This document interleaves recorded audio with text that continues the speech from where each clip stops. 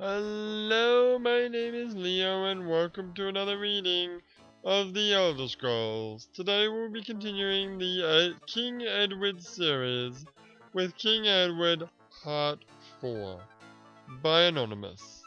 Let us begin. Chapter 4 Stories. Edward faced his mother defiantly. I am not sick, and I am not a baby. I can stay here by myself. I don't need mirth. There was a dangerous glint in Morland's eyes. Alaria's lips thinned. If you will mind him, Edward. Yes, madam, Edward said sulkingly. Come on, wife. Myth knows how to deal with princes who don't want his company. The three adults laughed a bit, in their irritating way at a joke he didn't understand. The weather was drizzly, and Edward had the sniffles. His mother had decided that he shouldn't go out, even though they were only going visiting. Morland had taken his side, but threw out his hands and raised his brows at Edward in a helpless gesture, when Ilaria insisted that he stay behind. Where were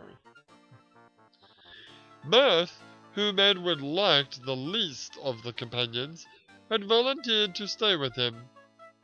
Even Sayas would have been better. Mirth was scruffy looking, like a stable boy, and cheeky, even for a companion. Edward sulked silently for a while longer. Mirth had fetched a broom and was sweeping the house out, brushing dirt from the room above into the room Edward was in.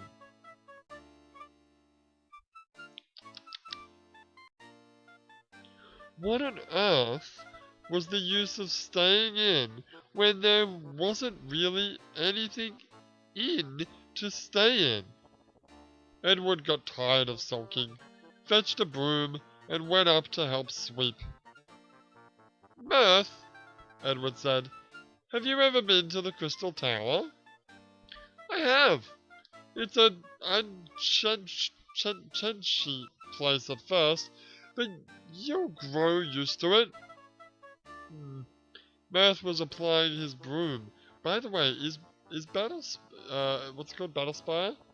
The next Elder Scrolls game that we'll play after this. Is that in the Crystal Tower? I want to say yes, but I'm not sure. It's in a tower. Sure. Mirth was applying his broom with energy and whistling. Sweeping was kind of fun here. There weren't any sides to the platforms, so all you had to do was brush the dirt and leaves over the side. You started at the top and worked your way down. You're quick with the You're quick with the broom, Mirth. I haven't half finished my side yet. Will there be others there like me? Oh, some children, I think. Mostly, but somewhat older. Most will be somewhat older. I should be quick with a broom. My father had me sweeping out the king's stables when I was your age. I used to dream and talk too much like you. He beat me for it, so I learned to be quick. Edward swept faster, stirring up dust. Don't like that, boy. Watch me. Anyway, there's no hurry. It's just habit with me. Moreland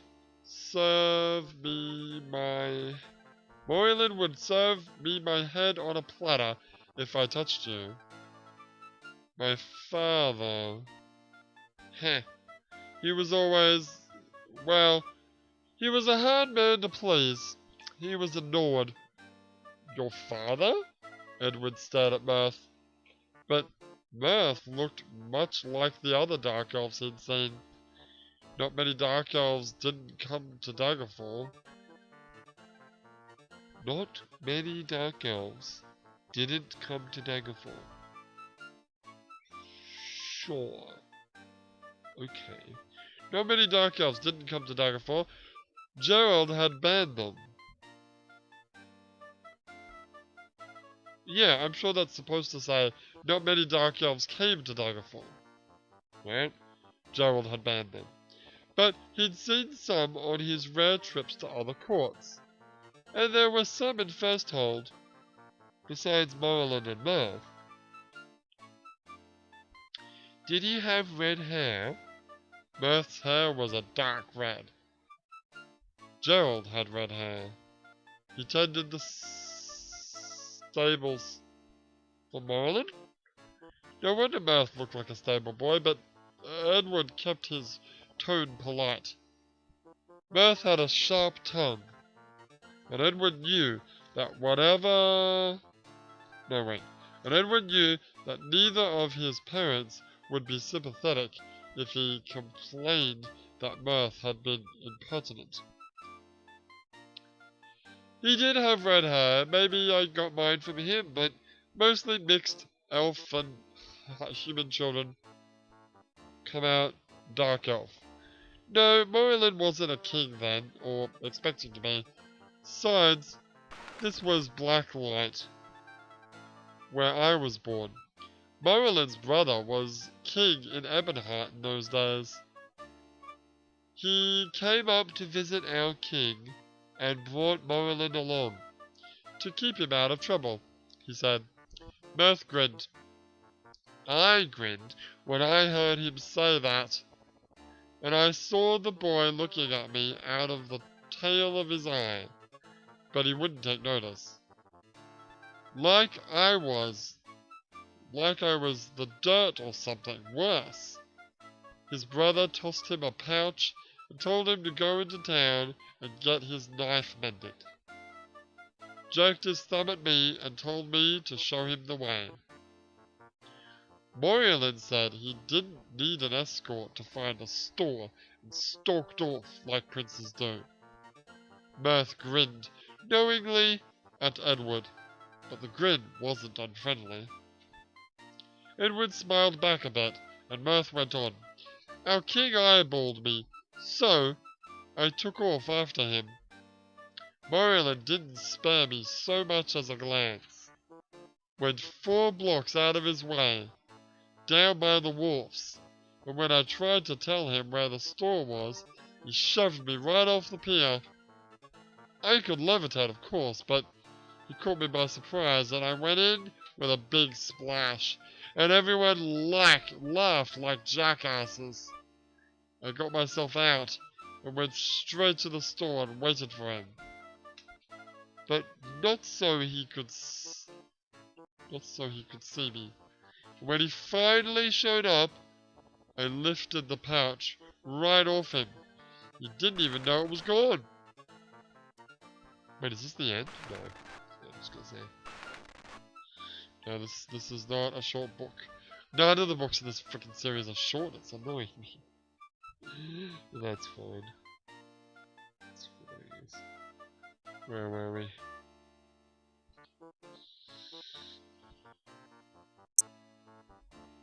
Okay, I lifted the pouch right off him. He didn't even know it was gone. So, in he goes and tosses the knife on the counter and tells the smith to fix it right off. Which he does. Only then Merlin can't pay him. Tells the smith he's the king of Ebonheart's brother. The smith just laughs and says, and I'm the Archmagister. Then the smith calls the guard, and 3 of them show up. Well, Merlin wasn't what he is now. 3 guards wouldn't even warm him up nowadays. But he was even faster then. He was out of there so fast, he nearly knocked me over on the floor. He lost the guards pretty quick. All that armor slows him down. I found him crouching in one of those hedge mazes in the park. Where are we? We've still got word wrapping. Damn it. Head rose at the park, head rose at the park, hedge mazes in the park. Head mazes in the park. Oh, got it, okay. He was doubled over, out of breath, but still, I stood a good ways off, while I asked him, real nasty, if he needed an escort back to the palace. Not that I was planning to go back. I was going to take the money and run, and never look back, I tell you. But I had to have the last word. I wasn't born high, but I was born proud. He glared at me for a minute or so, catching his breath. Damn it. Then he just rolled over and started to laugh. That laugh of his. Prince or no, I started to like him then. There was so much road rapping. Damn it.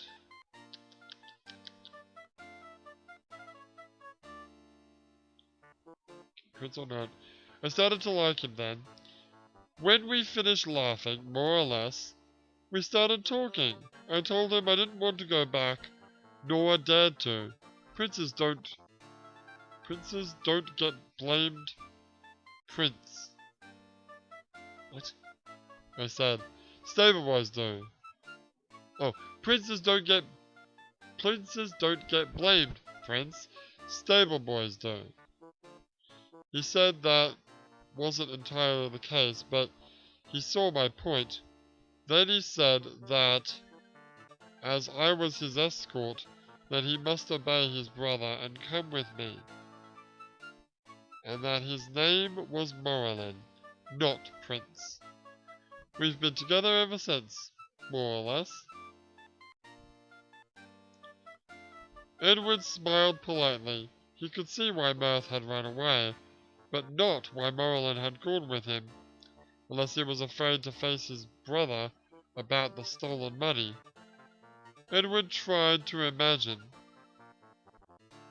Where are we? It's still in word rap land. Seriously? Oh no, it just came out. Edward tried to imagine Morlin being afraid to face anyone, and failed. I wish I was brave, like you and Morlin. Why, you are brave, and your courage will grow with the rest of you. Are there only high elf boys at the tower? There'll be other sorts too, most likely. A few elves for sure. Do you miss your own kind? Edward shook his head. Human boys don't like me very much anyway. Nor high elf boys.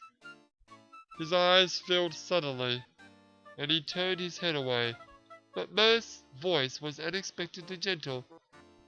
I thought you wanted to go to the tower. I do, but you'll be lonely, Edward nodded. That's a hard thing to face. Did you go there alone, Mirth? No, Morlin did. But he was older than you, by a good bit. A grown man, in fact. They didn't take any but high elf students in those days, you know. But Morlin heard of them, and said he wanted to go there. We were together already.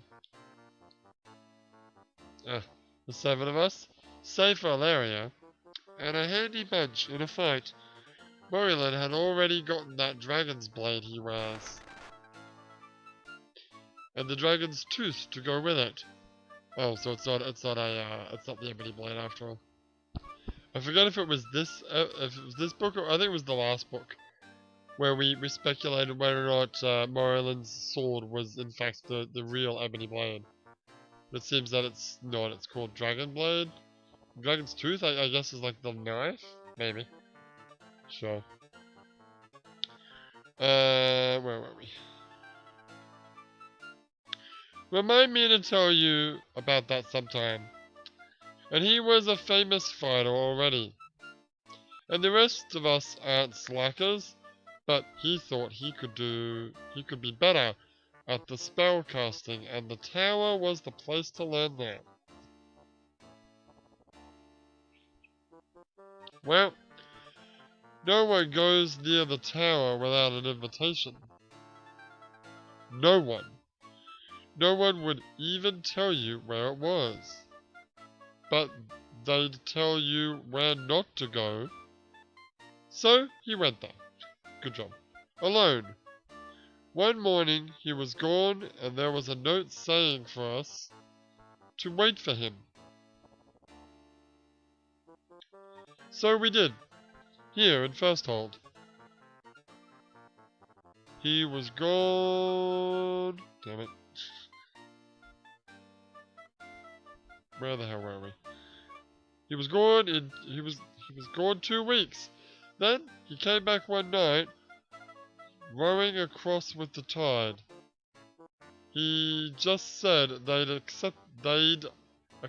had accepted him. But he couldn't say any more about it. But he asked me to come back with him. They want me? Well, they've accepted one dark elf, he said. One more shouldn't bother them too much. So we go there, and bless me if the Archmagister himself didn't meet us at the door and demand to know the meaning of this.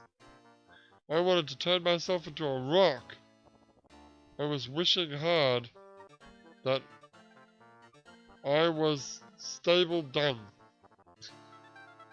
and figured I was like to get my wish soon. But Moylan speaks up real polite that this is the friend he'd mentioned, and the Archmagister had expressed an interest in his abilities, and naturally, he'd want to see for himself. But the Archmagister was real interested.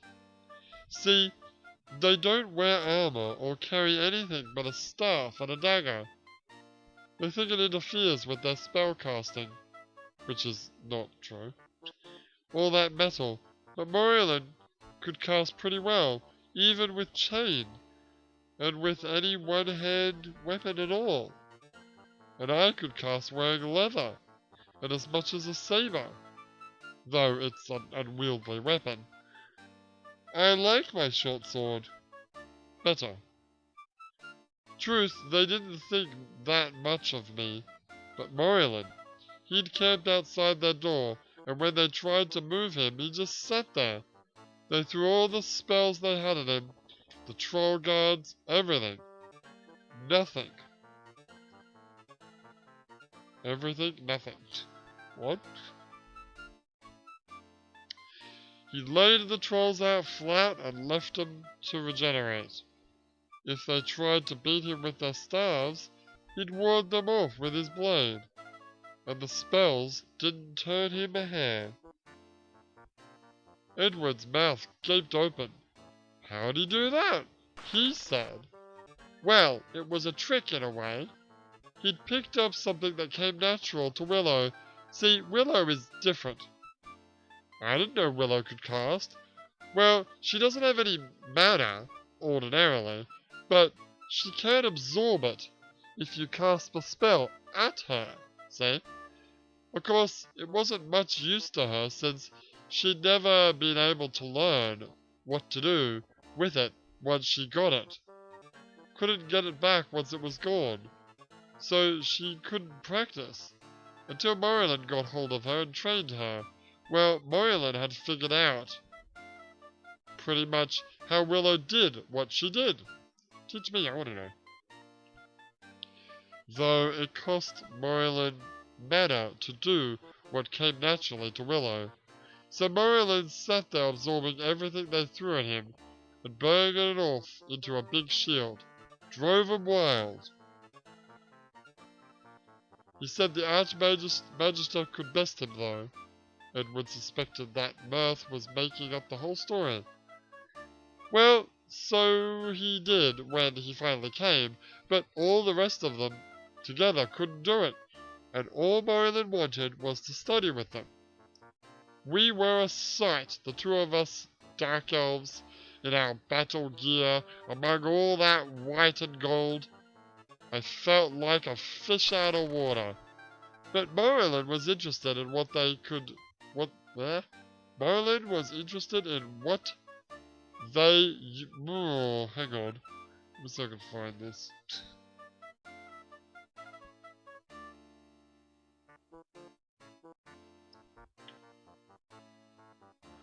Merlin was interested in what they had... Oh, okay, there's word wrapping. And Merlin was interested in what they had to say, and you can bet they hung on every word he said. Right. Not too many words at first. After a fortnight... where was I? After a fortnight or so, he taught me one night to tell the Archmagister that he'd be back in a couple of days. And he shows up with silk. Of course, he'd be telling him about the Khajiits, and they'd been asking questions. The Archmagister's no fool. He just stared at Silk, and she purred real loud and rubbed up against him, and asked, "How you doing, Archmagister baby?" Ooh, I like this. I like Silk now. Real Keko, you fairy. That's true. That's true. It depends how fairy she is, I suppose. Moving on. The Archmagister kind of pushes Silk away and says in a whisper, "How many more?" "Just two, sir." "What are they?" "Wood elves, sir." "Just wood elves? Plain, ordinary wood elves? No horns, hooves, or tails?" "Yes, sir. One of them has an extraordinary absorb ability with some very unusual features. The other's just a bard." "Very well, you may bring the one with the absorb." "We don't want a bard. They are not true mages." "Well, that's most generous of you, sir, but the bard's her brother, sir, and I swore to their parents that I wouldn't separate them. So, it'll just be the three of us." Her brother. Aye, a pair of twins. "You may bring them both." So 3 days later, he's back with the elves, and Sass, and Slave. The Archmagister looks at them and sort of bobs up and down, but speaks real quiet. "Dark Elf? My pair of twins? Did you mean 2 sets of twins? Are you going to tell me that these are twins?" "Well, wait, what?" "Well, I could see that Merlin was kind of sorry he hadn't thought of trying that, but he said, 'No, sir, the twins are Beech and Willow. The Argonian and the Nord are not prospective initiates. They're specimens for your collection. You don't have any like them, so I thought." "You thought? I do not have a dragon either. Are you going to think to bring me that next?" "Oh, I could. Would you like one?" "Tell me you are not serious." "Well, I couldn't promise, and it would take a long time. A year, maybe, but..." The Archmagister's eyes rolled up towards heaven. "Thank you, All Mother.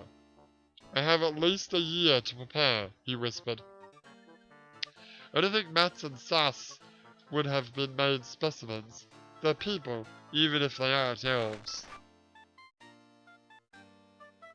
"Oh, they made Sass an initiate when they found out that he had some interesting heal spells. But Mats? Mats never minds anything. He had a bit of magic. He couldn't be an initiate anyway. He'd have hated it. He spent his... Oh, damn it. Serious? Yeah, you can sort of see like a tiny pixel of text that's been word wrapped out of existence. Word wrapping is not the right word. No, it's the lack of word wrapping that's fucking us up here. I wonder if I played this in a different resolution it would be better. But I'm playing it in the native resolution. Look, I don't know. Where were we?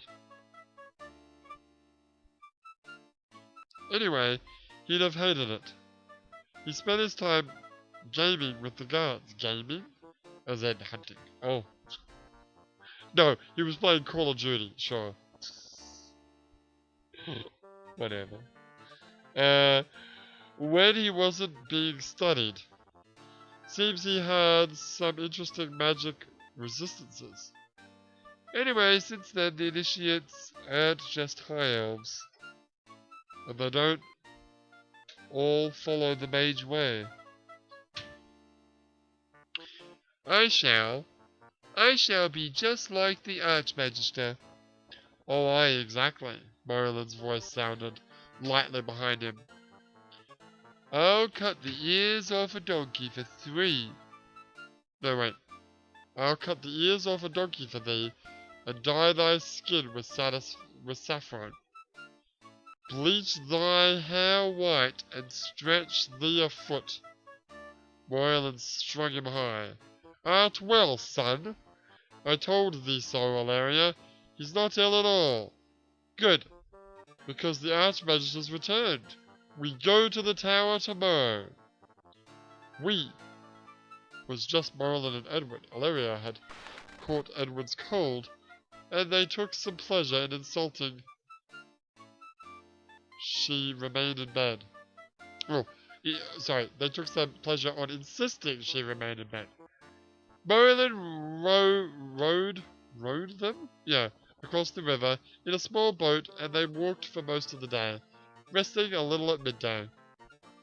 It was evening when they reached the tower, and the setting sun was glinting off it. Even the sea far below looked red. There was a hush over the countryside. It's tall, isn't it? Edward paused to look. The towers generally are.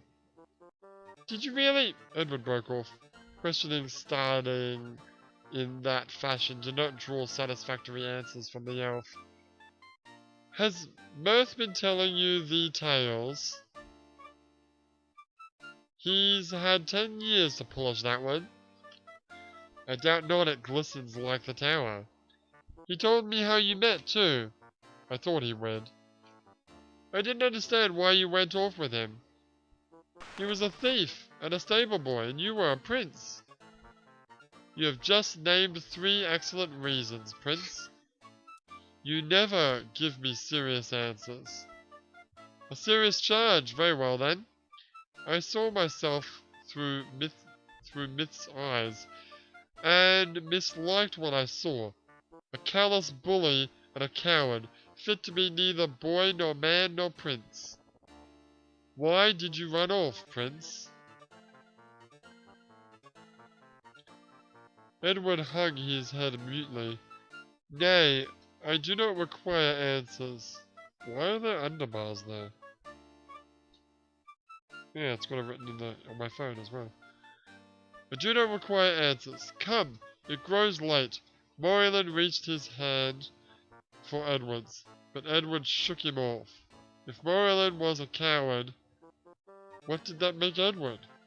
He looked at the tower door, where Moreland had demanded and won entrance, though all would shut him out. Edward could never do anything like that, but at least he could walk in on his own, and as an invited guest.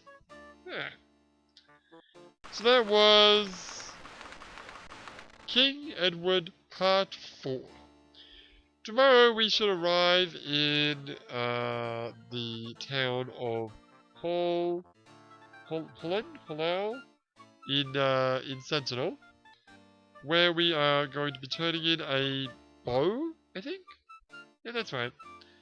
And probably then we will be using our teleport to get back to Wayrest, and then perhaps journeying on north to Orsonium.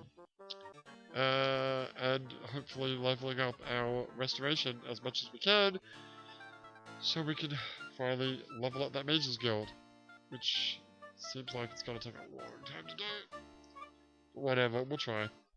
But for now, my name is Leo, and I will see you next time.